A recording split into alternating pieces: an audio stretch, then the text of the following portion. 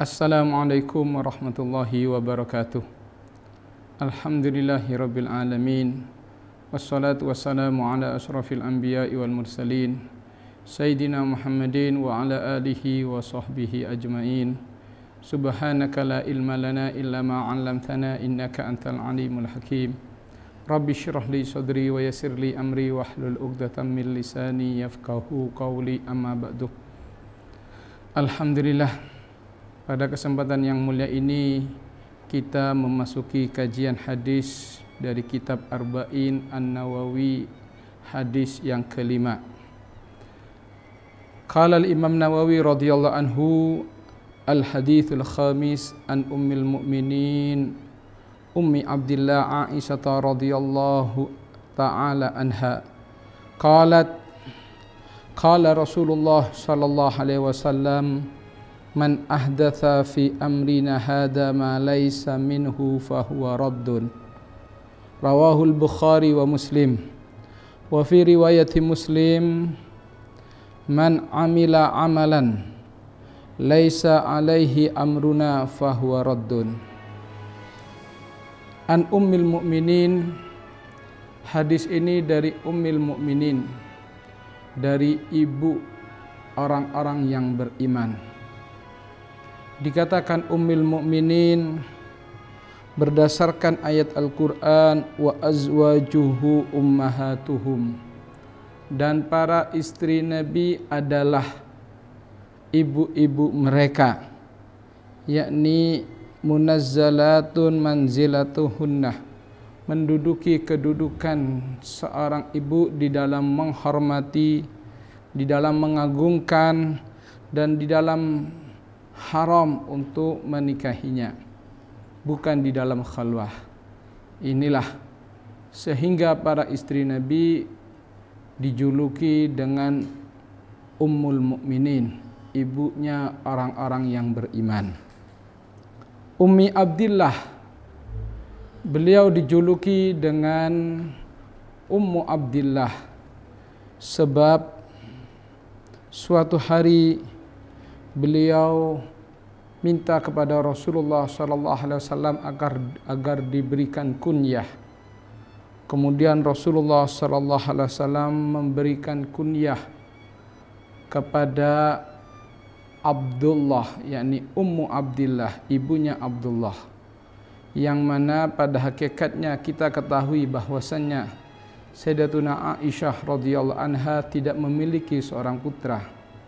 Akan tetapi beliau memiliki seorang keponakan dari saudarinya yang bernama Asma, yang mana Asma memiliki seorang putra yang bernama Abdullah dari seorang ayah yang bernama Zubair, yakni Abdullah bin Zubair.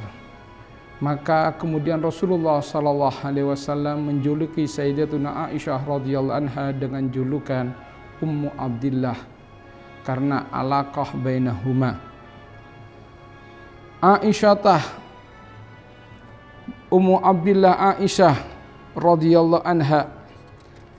Aisyah radhiyallahu anha, kita ketahui bahwasanya Sayyidatuna Aisyah adalah salah satu istri Rasulullah, dan satu-satunya istri Rasulullah yang bikir adalah Sayyidatuna Aisyah. Dikatakan bahwasannya setelah Rasulullah sallallahu alaihi wasallam ditinggalkan Khadijah, Sayyidatuna Khadijah radhiyallahu anha, beliau kemudian didatangi oleh malaikat Jibril. Malaikat Jibril datang dengan membawa surah, dengan membawa kertas di dalamnya ada gambar, dan mengatakan bahwasannya Allah subhanahu wa ta'ala telah mengawinkan engkau dengan wanita yang ada di dalam gambar ini di atas langit. Kemudian Rasulullah sallallahu alaihi wasallam bertanya kepada Khuttabah, kira-kira siapakah yang serupa dengan gambar ini? Kemudian Khuttabah mengatakan bahwasannya yang serupa dengan gambar ini adalah Aisyah binti Abi Bakr radhiyallahu anha. Maka kemudian Rasulullah memanggil Sayyidina Abu Bakar As-Siddiq dan menyampaikan bahwasannya Allah Subhanahu wa taala telah mengawinkan Rasulullah dengan Sayyidatuna Aisyah di langit, maka kawinkanlah oleh engkau kepadaku Sayyidatuna Aisyah di bumi. Pada waktu itu Sayyidina Abu Bakar As-Siddiq mengatakan bahwasannya Sayyidina Aisyah masih kecil dan dia belum pantas. Rasulullah sallallahu alaihi wasallam menjawab, "Lau lam takun salihatan lama zawajani Allah taala biha." Seandainya tidak saleh, niscaya Allah Subhanahu wa taala tidak akan mengawinkan aku dengan Sayyidina Aisyah. Maka kemudian Sayyidina Abu Bakar As-Siddiq mengakad Rasulullah sallallahu alaihi wasallam dengan Sayyidatuna Aisyah radhiyallahu anha. Kemudian Sayyidina Abu Bakar As-Siddiq memerintahkan Sayyidina Aisyah untuk membawa satu wadah dari buah kurma dan kemudian diantarkan kepada Rasulullah sallallahu alaihi wasallam. Kemudian ketika Rasulullah sallallahu alaihi wasallam diantarkan buah kurma dan mengatakan Rasulullah sallallahu alaihi wasallam, "Qabilna ya Aisyah, qabilna ya Aisyah." Kemudian Rasulullah sallallahu alaihi wasallam menarik baju dari Sayyidatuna Aisyah. Kemudian Sayyidina Aisyah berpaling dan menyampaikan kepada Sayyidina Abu Bakar As-Siddiq, dan Sayyidina Abu Bakar As-Siddiq mengatakan, "La tadunni dunnas sau", janganlah kamu berprasangka buruk wahai Aisyah. Sesungguhnya innallaha ta'ala qad zawajaki bihi, sesungguhnya Allah Subhanahu wa taala telah mengawinkan engkau dengan baginda Rasulullah. Wa inni qad zawajtuka minhu, dan aku telah mengawinkan engkau dengan Rasulullah sallallahu alaihi wasallam. Qalat Aisyah, Sayyidina Aisyah berkata, "Fama farihtu bi syai'in asyaddu min farhi bi qauli Abi Bakrin qad zawwajtuka minhu." Maka tidak ada kebahagiaan bagi diriku yang melebihi kebahagiaan ketika ayahku mengatakan qad zawwajtuka minhu, dan aku telah mengawinkan engkau dengannya. Sayyidatuna Aisyah radhiyallahu anha, beliau meriwayatkan hadis dari Rasulullah sallallahu alaihi wasallam sebanyak 1210 hadis. Rawalaha alfa hadis wa mi'ata hadisin wa asyrata ahadis. Beliau meriwayatkan 1210 hadis dari baginda Nabi besar Muhammad sallallahu alaihi wasallam. Dan salah satunya adalah hadis yang kelima dari kitab Arba'in An-Nawawi. Beliau mengatakan, qala Rasulullah sallallahu alaihi wasallam, "Man ahdatsa fi amrina", barang siapa melakukan hal yang baru. Ahdatsa bimakna ansya'a wa ikhtara'a min kibali nafsihi, melakukan hal baru dari sudut pandang dirinya sendiri. Fi amrina ay fi amri dinil Islam, di dalam perkara agama Islam. Hada ma laisa minhu, sesuatu yang tidak ada, minhu ay min amrina, dari agama Islam. Fahuwa raddun, maka perkara tersebut hukumnya adalah rad, ditolak, ay mardudun la yu'taddu bihi, ditolak dan tidak dianggap. Rawahul Bukhari wa Muslim, meriwayatkan hadis ini Imam Bukhari dan Muslim. Wa fi riwayati Muslim, dan di dalam riwayat Imam Muslim, man amila amalan laisa alaihi amruna fahuwa raddun, barang siapa melakukan sebuah amal, mengamalkan sebuah amal yang tidak ada atasnya amruna, perkara kami, ay hakamna wa iznina, tidak ada hukum kami dan tidak ada izin kami, fahuwa raddun, maka perkara tersebut adalah ditolak. Hadis ini menjelaskan tentang masalah bid'ah. Jadi setiap seseorang melakukan sebuah hal yang mana hal tersebut tidak ada dasar dan pondasinya, maka ketahuilah perkara tersebut hukumnya ditolak. Imam Syafi'i radhiyallahu anhu, beliau membagi bid'ah dengan dua bagian. Dikatakan oleh Imam Syafi'i, muhdatsatun minal amri darbani, perkara hal yang baru dari sebuah amar darbani dibagi menjadi dua. Ahaduhuma, salah satunya adalah ma uhditsa mimma yukhalifu kitaban aw sunnatan aw atharan aw ijma'an fahadhil bid'atu dhalalah. Kata beliau adalah sesuatu yang yukhalif, yang bertentangan dengan kitab atau sunnah atau atharan atau athar atau ijma'an atau kesepakatan para ulama, fahuwal bid'ah ad-dhalalah, maka itu dinamakan bid'ah ad-dhalalah. Yang kedua adalah ma uhditsa min khairin, ma uhditsa min khairin la khilafa fihi liwahidin min hada wa hadhihi muhdatsatun ghairu madmumah. Yang kedua adalah sesuatu yang dilaksanakan dari nilai-nilai kebaikan dan tidak ada khilaf di dalamnya, dan di dalamnya justru berdasarkan hadis, berdasarkan Al-Quran, athar dan ijma', maka itu dikatakan bahwasanya bukan bid'ah madmumah. Satu contoh yang dilakukan oleh Sayyidina Umar radhiyallahu anha ketika beliau Sayyidina Umar membuat sebuah tertib pelaksanaan sholat tarawih, yang mana kemudian menunjuk satu orang imam dan menunaikannya dengan 20 rakaat sehingga dilaksanakan dengan berjamaah, sehingga pada waktu itu sahabat mengatakan, nikmatul bid'ah hadihi, sebaik-baiknya bid'ah adalah bid'ah yang dilakukan ini. Ini menunjukkan bahwasannya kalimat bid'ah ada yang memiliki makna dhalalah dan ada yang memiliki makna hasanah, yakni bid'ah yang bagus. Contohnya adalah nikmatil bid'ah hadihi, sebaik-baiknya nikmat bid'ah yang dilakukan adalah bid'ah Sayyidina Umar.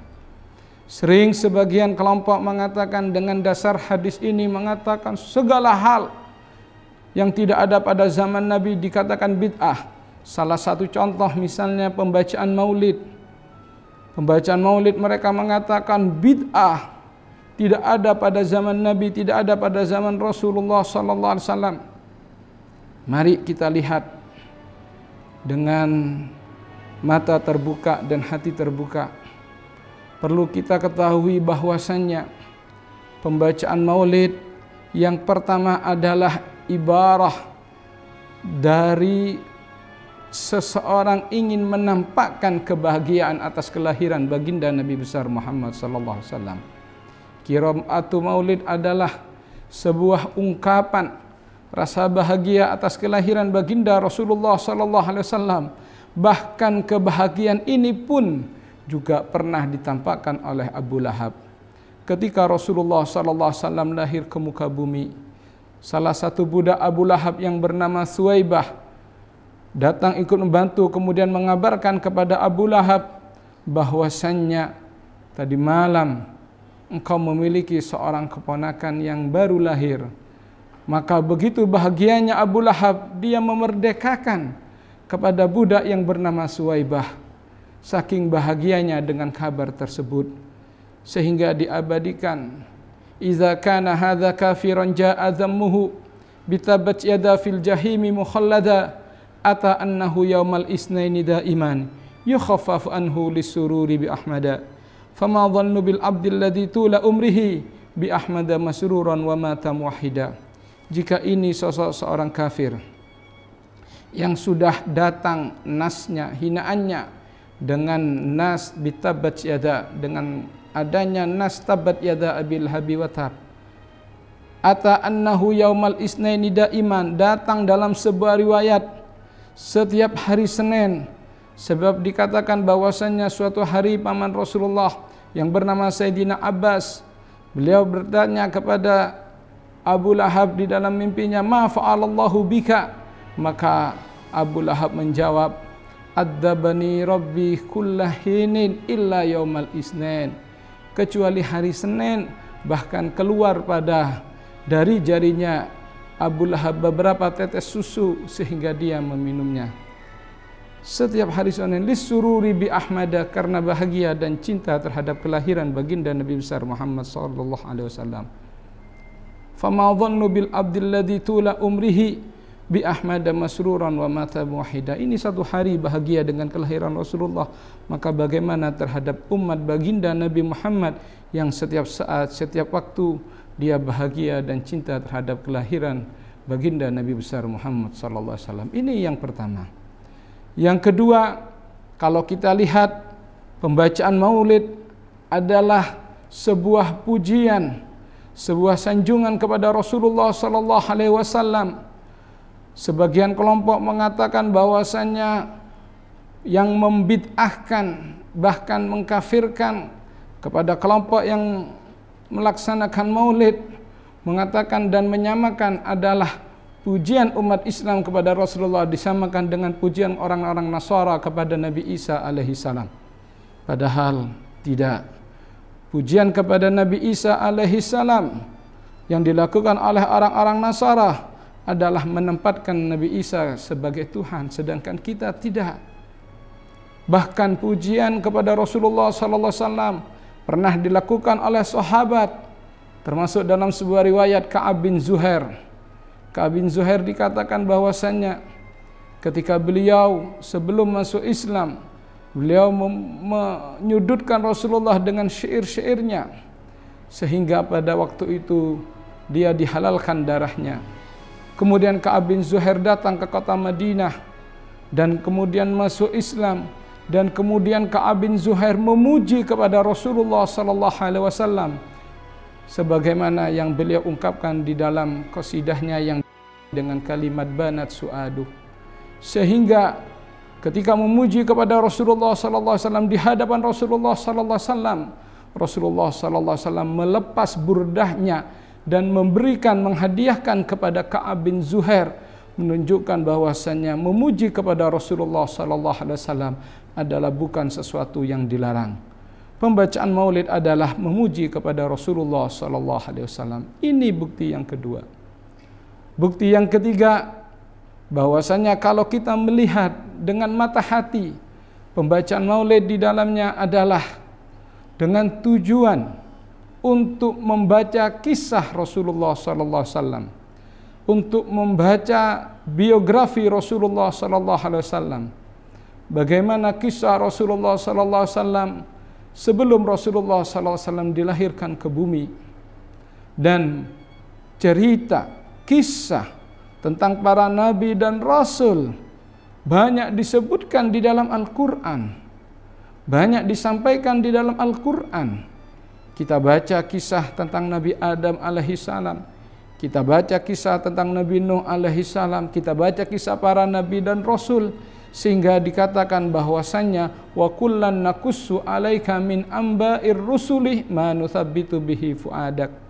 Dan kita sampaikan semua kisah-kisah para nabi dan rasul kepada engkau wahai Muhammad, kata Allah, untuk menguatkan keyakinan engkau, untuk menguatkan keimanan engkau.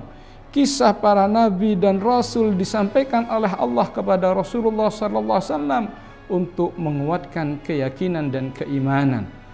Bagaimana tidak akan memiliki makna menguatkan keyakinan dan keimanan ketika kita membaca, ketika kita membaca kisah kelahiran Rasulullah sallallahu alaihi wasallam. La syakka fihi, jelas sudah tidak ada keraguan bahwasanya membacanya kita kisah Rasulullah sallallahu alaihi wasallam tentang kelahirannya, tentang sebelum dilahirkannya, kejadian-kejadian sebelum dilahirkannya, jelas itu adalah untuk juga memiliki nilai nuthabbitu bihi fuadak, memiliki nilai untuk menguatkan keimanan kita kepada Allah Subhanahu wa taala, memiliki nilai kecintaan kita kepada Rasulullah sallallahu alaihi wasallam.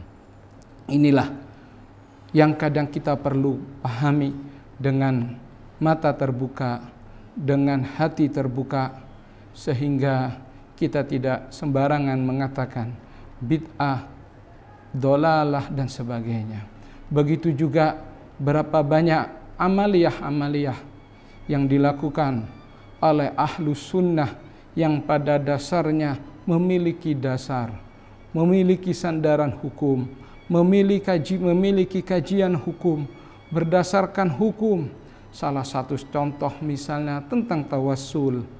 Kita tahu bahwasanya Nabi Adam alaihissalam ketika beliau dikeluarkan dari surga, kemudian beliau bertawassul dengan Rasulullah sallallahu alaihi wasallam untuk memohonkan ampun kepada Allah, untuk supaya Allah mengampuni dosanya dengan tawassul kepada baginda Nabi besar Muhammad sallallahu alaihi wasallam. Jadi berapa banyak amaliyah yang pada hakikatnya memiliki dasar hukum, bukan amaliyah hal yang bid'ah, bukan amaliyah hal yang bid'ah dolalah, akan tetapi ada kelompok yang berusaha mendolahlahkan, mengkafirkan dan menyesatkan amaliyah-amaliyah ini. Mudah-mudahan kelompok ini mendapatkan hidayah dari Allah Subhanahu wa taala sehingga melihat amaliyah-amaliyah ini berdasarkan hati yang terbuka dan berdasarkan dalil-dalil syar'i yang sudah disampaikan oleh para ulama, yang sudah disampaikan oleh para a'immah. Dengan begitu kita melihat masail tersebut dengan hati yang terbuka, dengan hati yang lapang. Inilah yang perlu kita ketahui dan kita pahami tentang masalah makna bid'ah, tentang masalah makna muhdatsatul amr, yakni hal-hal yang baru. Apa yang dimaksud muhdatsat? Mudah-mudahan apa yang kita sampaikan bermanfaat bagi kita semua, khususnya kepada diri saya sendiri, dan mudah-mudahan ini semuanya menambah khazanah keilmuan kita, dan mudah-mudahan bermanfaat fid dini wad dunya wal akhirah. Mungkin ini yang bisa kami sampaikan, kurang lebihnya mohon maaf. Wal afu minkum. Assalamualaikum warahmatullahi wabarakatuh.